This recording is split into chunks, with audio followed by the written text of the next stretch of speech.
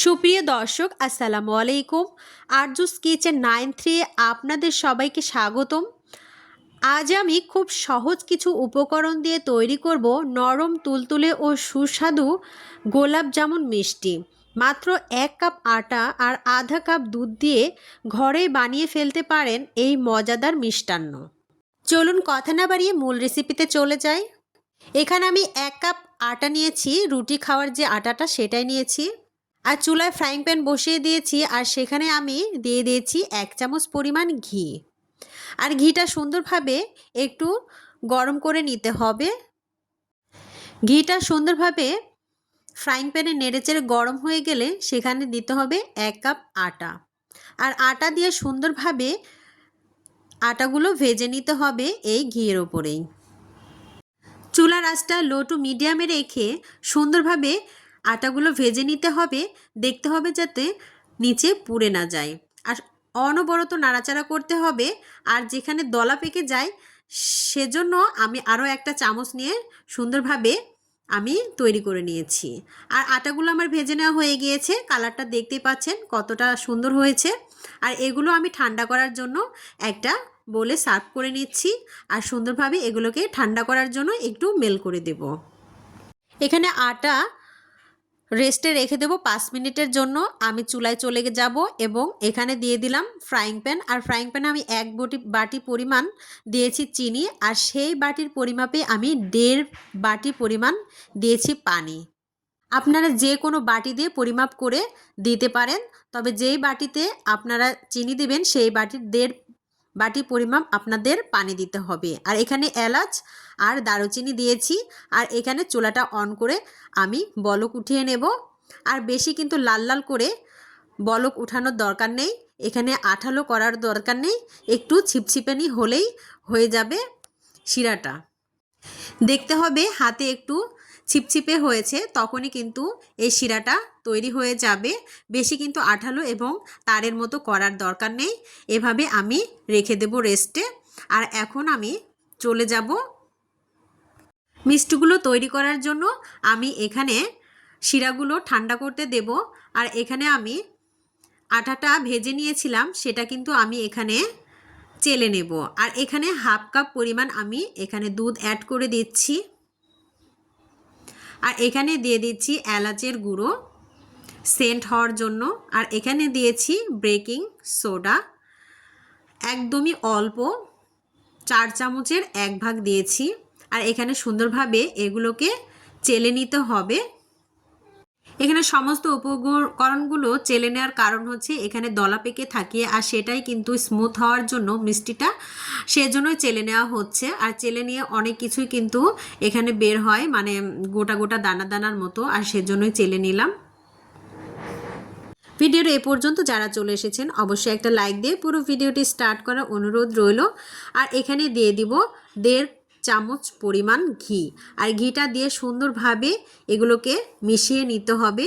আর দেখতে হবে হাতে দলা পেকে আসছে কিনা। আর দলা পেকে যদি না আসে তো আরেকটু ঘি দিয়ে দিতে পারেন। আর এখানে আমি লিকুইড দুধ দিয়ে সুন্দরভাবে ডো তৈরি করে নেব। আর ডোটা তৈরি করার জন্য আমি লিকুইড দুধ ব্যবহার করেছি, আপনারা পানিও ইউজ করতে পারেন। এখানে আমি সুন্দরভাবে ডোটা তৈরি হয়ে গিয়েছে। একদম কীরকম ডো তৈরি করতে হবে আমি হাতটা দিয়ে দেখিয়ে দিচ্ছি, একদমই নরম। ভিডিওটি দেখে আপনারা অবশ্যই বুঝতে পারছেন যে কীরকম করে আমি আটাটা ময়াম করে নিয়েছি।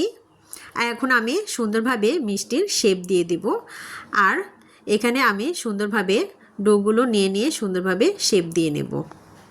সামান্য হাতে ঘি মেখিয়ে নিয়েছি, এখানে আপনারা তেলও ইউজ করতে পারেন। সুন্দরভাবে এগুলোকে মিষ্টি তৈরি করে নিতে হবে যাতে ফাটা ফাটা মিষ্টির গায়ে না থাকে। সুন্দরভাবে স্মুথভাবে কিন্তু এটা তৈরি করে নিতে হবে। দেখতে পাচ্ছেন আমি কিভাবে তৈরি করে নিচ্ছি, আমি আরও একটা দেখিয়ে দিচ্ছি।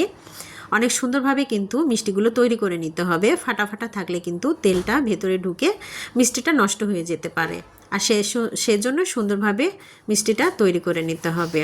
আমার মিষ্টিগুলো সম্পূর্ণ রেডি হয়ে গিয়েছে, আমি দেখিয়ে দিচ্ছি কতটা সুন্দর হয়েছে। 1 কাপ আটা দিয়ে কতগুলো মিষ্টি তৈরি হয়ে গিয়েছে। এখন আমি চলে যাব চুলায়। আর চুলাতে আমি অলরেডি তেল গরম করে নিয়েছি, একদম হালকা গরম করে নিয়েছি। দেখে বুঝতে পারছেন, মিষ্টিটা দেওয়ার পরে বুঝতে পারছেন। আর এভাবেই কিন্তু ভেজে নিতে হবে হালকা তাপ দিয়েই। আমি কিভাবে ভেজে নিচ্ছি একটু ফলো করলে বুঝতে পারবেন। একটু চামচের সাহায্যে আমি তেলটা গড়িয়ে গড়িয়ে ভেজে নেব। এই আটার মিষ্টিটা কিন্তু তাড়াহুড়া করা যাবে না, একটু সময় নিয়ে কিন্তু ভেজে নিতে হবে। আর যদি ভাজাটা ভালো না হয় তাহলে কিন্তু ভেতরে কাঁচা থেকে যাবে, আর খেতে কিন্তু ভালো লাগবে না, আর ভেতরে কিন্তু রস ঢুকবে না। আর সেজন্যই কিন্তু একটু সময় নিয়ে ভেজে নিতে হবে। আর কাঙ্ক্ষিত কালার আসা পর্যন্ত এটাকে ভেজে নিতে হবে। আর এখন গোল্ডেন যখন কালার চলে আসবে তখনই এটাকে উঠিয়ে নিতে হবে। আমি প্রথম ব্যাচটা ভেজে নিয়েছি, আর এখন এগুলো উঠিয়ে আমি সুন্দরভাবে যে শিরাটা তৈরি করে নিয়েছিলাম সেই শিরাতে আমি এই মিষ্টিগুলো দিয়ে দেব। অলরেডি যারা আমার চ্যানেলে নতুন চলে এসেছেন অবশ্যই চ্যানেলটি সাবস্ক্রাইব করে পাশে থাকা বেল নোটিফিকেশন অল করে রাখবেন, তাহলে নিত্য নতুন ভিডিওগুলো পৌঁছে যাবে সবার আগে আপনার কাছে। তাহলে আপনারা সময় সুযোগ বুঝে ভিডিওটি দেখে নিতে পারেন। প্রথম ব্যাচের মিষ্টিগুলো আমার ভেজে নেওয়া হয়ে গিয়েছে, আমি শিরাতে ডুবিয়ে দিলাম। আর এখানে আমি 1 মিনিটের মতো আমি এখানে জাল করে নেব, একদম বলক তুলে নেব। তারপরে আমি রেস্টে রেখে দেব 10 মিনিটের মতো। আর সে সাথেই আমি আগের যে ব্যাচের মিষ্টিগুলো বানিয়ে রেখেছিলাম সেগুলো আমি ভেজে নেব। ভিডিওটি প্রথম থেকে শেষ পর্যন্ত না দেখলে বুঝতে পারবেন না, একদম স্কিপ করবেন না, পুরো ভিডিওটি থাকার অনুরোধ রইল, তাহলে বুঝতে পারবেন আমি কিভাবে মিষ্টিটি তৈরি করে নিলাম। এখন আমি এগুলো সম্পূর্ণটা বলক তুলে নিয়ে 10 মিনিটের মতো আমি ঢাকনা দিয়ে ঢেকে রেখে দেব। আর দ্বিতীয় ব্যাচের মিষ্টিটা আমি যে বানিয়ে রেখেছিলাম সেটা আমি আবারও তেলের উপর দিয়ে ভেজে নেব সুন্দরভাবে। আগের সেম প্রসেসে আমি এগুলোকে ভেজে নেব, একদম একটা চামচের সাহায্যে গড়িয়ে গড়িয়ে যেভাবে প্রথমে ভেজে নিয়েছিলাম দ্বিতীয় ব্যাচের মিষ্টিগুলো আমি সেভাবে ভেজে নিচ্ছি। একদম সময় দিতে হবে, সময় দিয়ে সুন্দরভাবে ভেজে নিতে হবে। কাঙ্ক্ষিত কালার না আসা পর্যন্ত এভাবেই কিন্তু গড়িয়ে গড়িয়ে ভেজে নিতে হবে। এরকম লো টু মিডিয়াম রেখে চুলার আঁচ এভাবেই ভেজে নিতে হবে। বেশি কিন্তু আঁচ দেওয়া যাবে না, তাহলে কিন্তু ওপরে পুড়ে যাবে আর ভেতরটা কাঁচা থেকে যাবে। আর সেজন্য একটু সময় নিয়ে ভেজে নিতে হবে। যারা আমার এই চ্যানেলের ভিডিওটি দেখছেন দেশ এবং দেশের বাইরে থেকে, তাদেরকে অসংখ্য অসংখ্য ধন্যবাদ। মাত্র 1 কাপ আটা আর আধা কাপ দুধ দিয়ে ঘরে বানিয়ে ফেলতে পারেন এই মজাদার মিষ্টান্ন। বাইরে থেকে কিনতে হবে না, খুব কম খরচে এবং সহজ পদ্ধতিতে তৈরি হবে পারফেক্ট গোলাপ জামুন। কতটা সময় নিয়ে এই মিষ্টিগুলো ভেজে নিতে হবে আপনারা ভিডিও দ্বারা বুঝতে পেরেছেন। আমি কিন্তু খুব ধৈর্য সহকারে এই মিষ্টিগুলো ভেজে নিয়েছি, আর ঠিক এইভাবেই কিন্তু আপনাদেরকেও ভেজে নিতে হবে। আর এভাবে ভেজে নিয়ে কাঙ্ক্ষিত কালার না আসা পর্যন্ত কিন্তু এগুলো ভাজতে হবে। আর এগুলোকে উঠিয়ে নিয়ে প্রথম ব্যাচটা আমি দিয়েছিলাম সেখানে আমি দ্বিতীয় ব্যাচটা দিয়ে দেব। দেখুন কতটা লোভনীয় হয়েছে, এরকম করেই কিন্তু আপনারা ভেজে নেবেন। আর আমি এগুলো ছাকনা দিয়ে ছেঁকে নিয়ে আমি রসে আবার ডুবিয়ে দেব। প্রথম ব্যাচটা দিয়েছিলাম, এখন আমি দ্বিতীয় ব্যাচটা দিয়ে দেব। দ্বিতীয় ব্যাচের মিষ্টিগুলো আমি এখানে ডুবিয়ে আবারও 2 মিনিটের মতো আমি জাল করে নেব। মোট 3 মিনিট আমি এখানে জাল করে নেব এই মিষ্টিটা। তারপরে ঢাকনা দিয়ে ঢেকে রেখে দেব, তাহলে নরম তুলতুলে রসালো মিষ্টি তৈরি হয়ে যাবে। দেখুন আমি বলক তুলে নিচ্ছি, আর এখানে 3 মিনিটের মতো আমি এভাবে নেড়েচেড়ে বলক উঠিয়ে নেব। কেমন লাগলো আমার এই ভিডিওটি অবশ্যই কমেন্ট বক্সে জানাতে ভুলবেন না। সহজ এবং ইউনিক রেসিপি পেতে অবশ্যই চ্যানেলটির সাথে থাকার অনুরোধ রইল।